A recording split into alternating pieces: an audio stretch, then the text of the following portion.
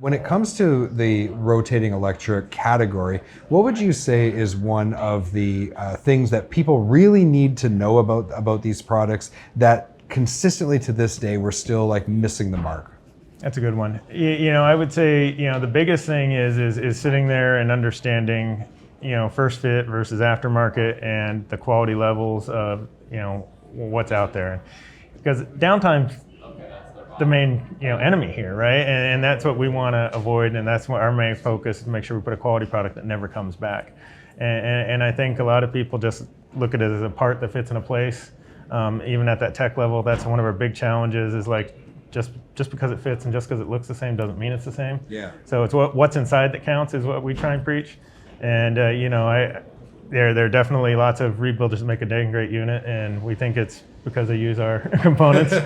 But at the same time, it's like you really need to know what you're putting on there. And one of the things I see too often, I'll go out and do field work as well with my guys. And if you use the same part and it's failed you multiple times, you really need to try something different. Yeah. And so I really would like to see our entire industry and all the people who participate in my particular statement to go for quality. And so we don't have that issue. But I think that's it, is that there's qualities across the spectrum of who you're getting, and you really need to take the time to know what you're buying.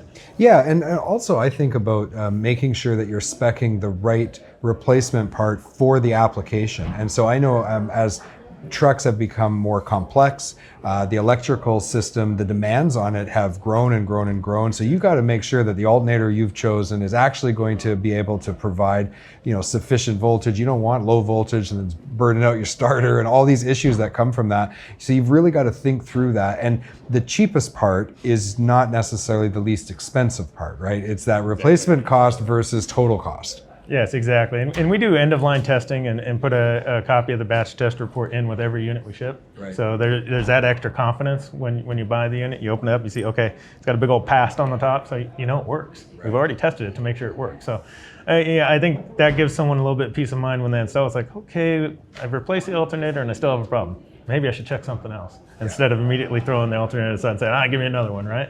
So we look for little things like that as well. When we're what can we do to make sure that there are no comebacks?